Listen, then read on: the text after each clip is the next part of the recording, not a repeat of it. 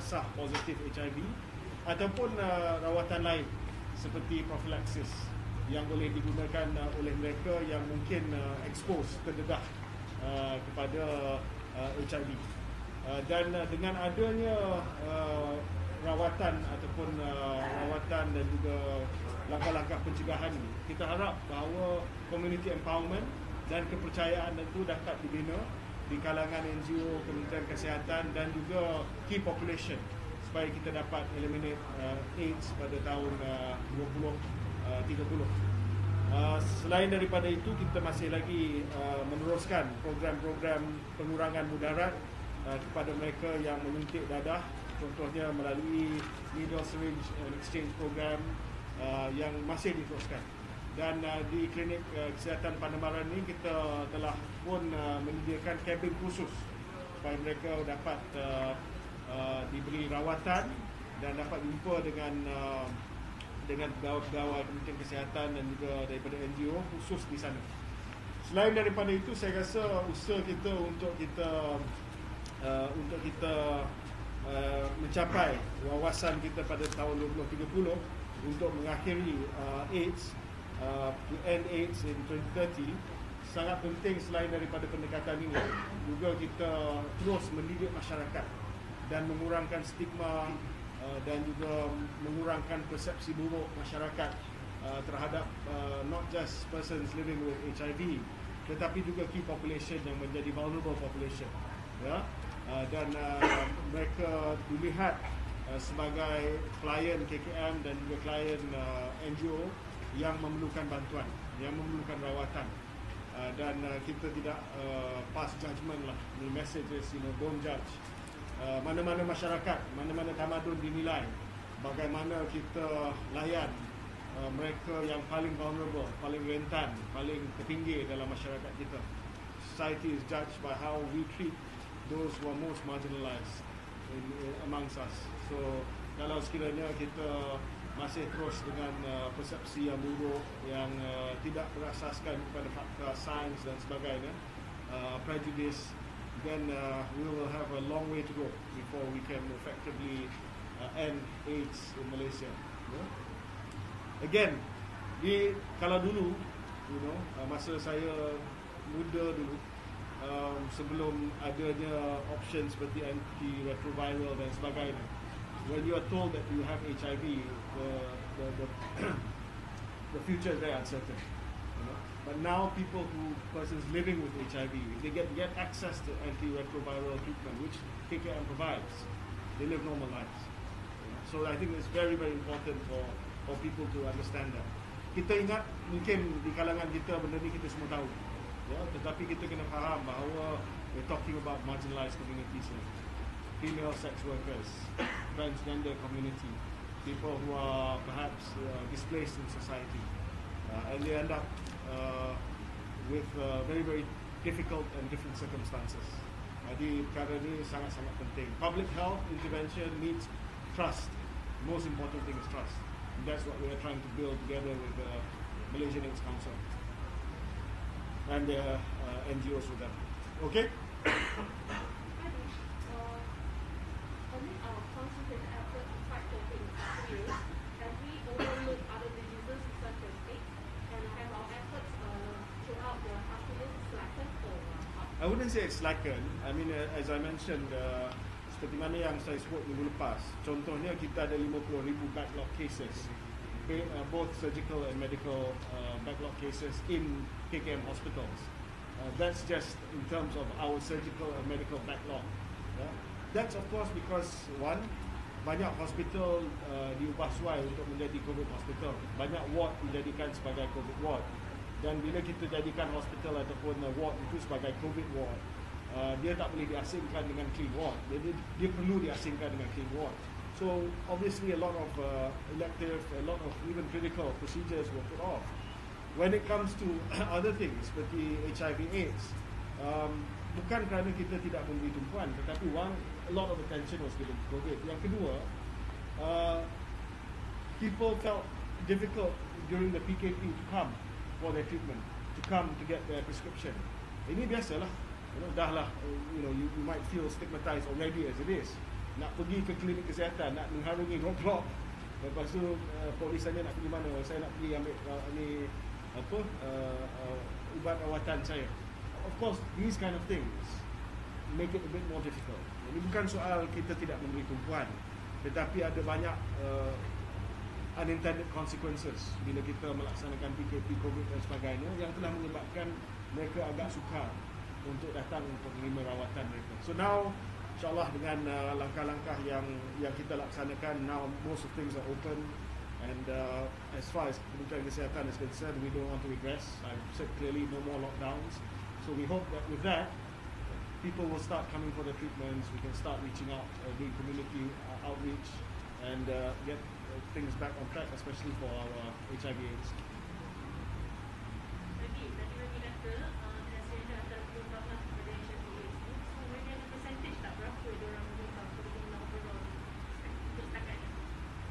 The sexual-based transmission. You offer? Macam transgender, yes, ada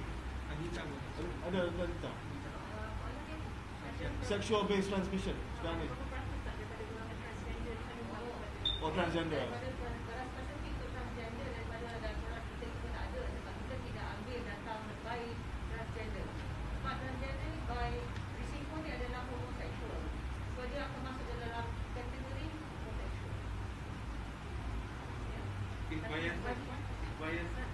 Sexual transmission berapa besar sekarang ni? Sexual transmission. Kalau kita tengok dari recently sexual transmission, 1990 sexual is about 5% sahaja. Now we have 95%, a whopping 95% that cases kita contributed by sexual.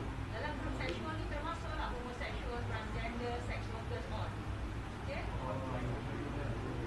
Okay. But the other during COVID period is HIV cases increased a lot. We don't have the data yet, belum lagi kita dapat. Waktu COVID ni HIV cases meningkat, kita belum ada lagi kan? You are talking about bilangan case? Yes, HIV. Okay, semasa PKP. Spesifik PKP semasa lockdown kita tak ada, but we can see dalam tempoh 2 tahun kerana pelaksanaan PKP, we can see last year for the first time Malaysia reached history of new cases below 3,000. Tetapi kita lihat kes-kes penyakit lain pun turun juga. I think it's a bit early to conclude. It's a bit early to conclude because it's just very recent. Probably because of pelaksanaan PKP dalam tempoh 2 tahun on and off, so that has reduced the sexual transmission as well. Okay, ARV consider cure ataupun consider rawatan saja? It's a treatment. ART, T is treatment. It's not cure. There's no cure for it. Kalau kita ada peruntukan kan bagi kita dengan program ni, so mungkin ada jumlah yang bagi Jadi saya bagi cek, ada jumlah tu 7 juta apa tak nampak. Kita akan bincang. Dia akan minta lagi, tapi hari ni kita bagi 7 juta. Tapi ada satu pasal apa kesihatan mental dan semua tu kan. So, setiap macam ni nak aplikasikan Go-NGO ni ke dalam tu. Ini tajuk lain, tetapi saya bangkitkan itu sebab saya melihat pendekatan NGO berkenaan dengan HIV/AIDS telah berjaya mengubah sedikit sebanyak persepsi masyarakat terhadap mereka yang hidup dengan HIV/AIDS ataupun PL-HIV. Dan pendekatan yang sama juga perlu kita amalkan kepada mereka yang berdepan dengan kesihatan mental, masalah kesihatan mental, yang berdepan dengan masalah penagihan. Sama juga sebab antara masalah yang dihadapi oleh penagih dan juga mereka yang berdepan dengan masalah kesihatan mental, not limited to those but others as well, adalah stigma masyarakat. Yang stigma masyarakat ini sangat-sangat menghalang mereka tampil untuk mendapat rawatan ataupun dapat bantuan. Sebab mereka rasa kalau saya pergi dan saya mengaku saya penagih, mungkin ada kesan undang-undang. Mereka pun tak tahu, mungkin saya akan ditangkap. Sebab dalam pemikiran mereka, bila dengar saja isu penagih, komen masyarakat adalah komen-komen yang keji. Dia patut ditangkap, dia patut dipenjarakan dan sebagainya. Oh, ni kita tengok kes seorang remaja, ya. Soal dia didakwa mencuri tabung masjid. Lepas tu cara bagaimana dia dikeji, cara bagaimana dia diseksa, dimalukan. I don't think that's the way society should, our society, compassionate society should treat people. You know, we have to find a way of addressing the root cause, untuk kita melihat kepada perkara asas di sini. Addiction must be treated as a medical condition. We know this already. So society has to change pandangan kita. Sama juga dengan masalah kesihatan mental. Selama ni kita melihat bahawa ini bukanlah medical condition, something wrong with them. Kita blame them sebab mereka ada masalah depression, anxiety, murung dan sebagainya. Kita masih lagi criminalize pembunuhan diri. So perkara-perkara ini perlu pada pendidikan yang lebih ataupun pemahaman yang lebih lanjut. Waktu saya bawa soal pembunuhan diri ke jemaah menteri, saya melihat ramai juga menteri-menteri yang tak faham isu ini, yang masih lagi beranggapan bahawa patut criminalize suicide. I think we still have a long way to go. Jadi soalan lain boleh? Okey, berkenaan dengan kajian pasar luar negara, especially di Afrika, varian Omicron ni dikata boleh meningkatkan imuniti dalam masyarakat untuk melawan COVID. Adakah ini penemuan boleh mempengaruhi masyarakat di negara kita untuk menolak dos penggalak? Sebab mereka rasa dah immune bila dapat. Mesej Kementerian Kesihatan mudah saja. You do not want to catch COVID. Full stop. It doesn't matter, dia tak kira varian apa, Omicron ke, Delta ke, Alpha ke, Beta. Jangan sengaja nak dapat COVID. Sebab yang pertama, kita tak tahu kesan COVID itu kepada orang yang telah dapat COVID, sama ada dia vaccinated ataupun tidak. Ya. Yang kedua, kita tak tahu kesan long COVID. Hari ini mungkin kita kata, oh, Omicron ni lebih mild daripada Delta, so why not kita semua dijangkiti dengan Omicron, kita dapat immunity kelompok dan sebagainya. Tak terbukti lagi. Kita tahu mungkin Omicron milder, okay fine, Alhamdulillah, but doesn't mean that you should go out there and get Omicron. Ya. Nasihat Kementerian Kesihatan masih lagi untuk dapat dos penggalak. Okay. Maybe it's a silver lining. Omicron is a milder version, a milder variant of COVID-19. But tidak ada mana-mana pendekatan kesihatan awam dalam dunia yang telah nyata menyebut bahawa let Omicron rip through society so that we are all immune. So there is no evidence yang Omicron tu boleh meningkatkan immunity lagi. Well, it is scientifically proven that any COVID infection gives you immunity, increases your immunity. Of course, that's natural infection. Of course it does. Natural infection gives you immunity. But all I'm saying is that do not use that argument to go and get COVID. That's very, very silly. Several areas in Malaysia, including the Grand Valley and Sidang and AWANI, have reported a spike in COVID infection over the last few weeks. So, what could have contributed to this? Is it Delta or Omicron? And following this, are you looking at reeling in social events like ASEAN Live? Well, untuk peningkatan jangkitan ni, walaupun masih lagi terkawal, tetapi sudah pasti kita sentiasa memantau kadar jangkitan setiap hari. Dan kita melihat bahawa mungkin satu adalah kewujudan Omicron di community, sebab kita tahu Omicron sudah ada di Malaysia, imported cases dan juga community transmission. Yang kedua, selama beberapa minggu ni mobility ataupun pergerakan meningkat sebab Christmas, cuti sekolah, tahun baru, then next we have Thaipusam, then we have Chinese New Year. Jadi memang jangkaan Kementerian Kesihatan dalam tempoh masa sebulan dua ni kita akan melihat sedikit peningkatan. Tetapi selagi kemasukan ke hospital berada dalam paras yang terkawal, kemasukan ke ICU berada di paras yang terkawal, kadar kematian masih lagi menurun, dan kita masih lagi rasa bahawa keadaan terkawal.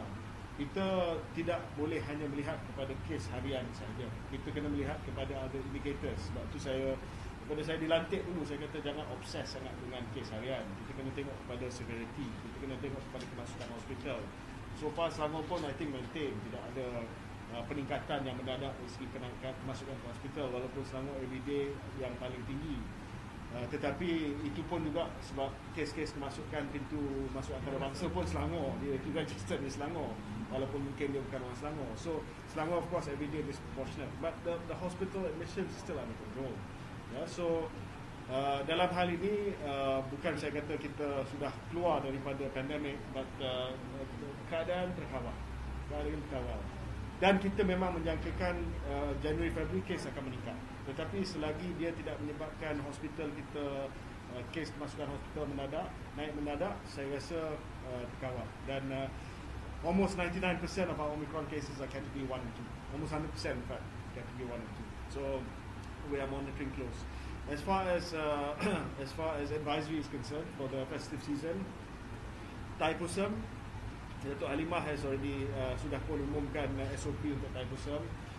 Ketua Polis Gombak semalam pun telah umumkan untuk baki kes, dan kita limit kepada beberapa penganut sahaja setiap hari. Dan kali ini telah pun kita bincang panjang lebar dengan Datuk Halimah, Menteri Perpaduan, dengan Kuil, dengan Datuk Seri Saravanan dan sebagainya. So saya rasa kita dah ada satu I think quite a reasonable SOP. Ada yang tanya kenapa benarkan. Saya kata sedangkan tahun lepas tak benarkan macam ini.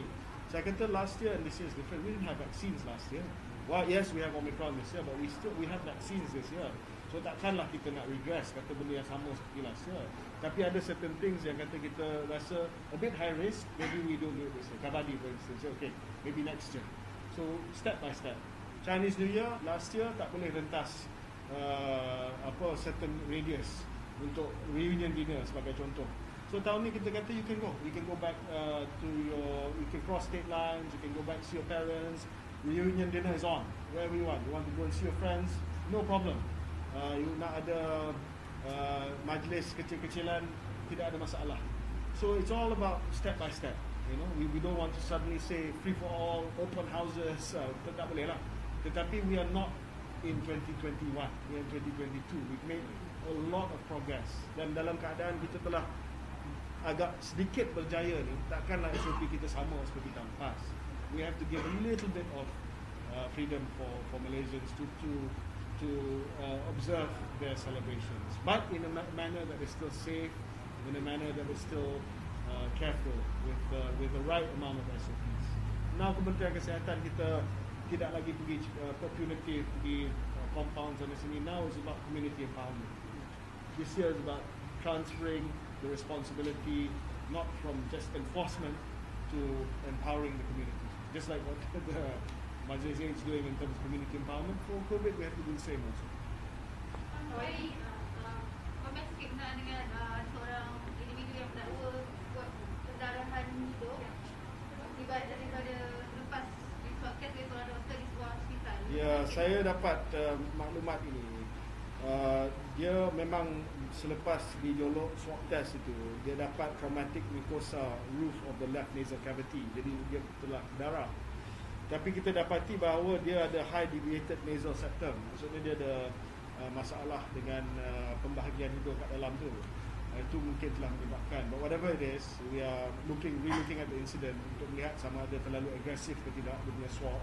But anyway, I'd like to report that the patient has fully recovered already. Authorized recovered. Booster doses, Sarawak has often been referred to as the best story when it comes to infection and hospitalization and all. Do you have like any other states that are on the same? Labuan and Sarawak are there already. I don't want to say there already because there already is. God knows what there already is. But Sarawak and Labuan are clearly showing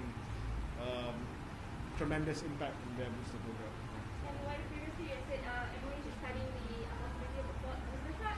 So any update on that? No, our technical working group is continuing to look at these details. Okay, jalan. Yeah, thank you. Terima kasih.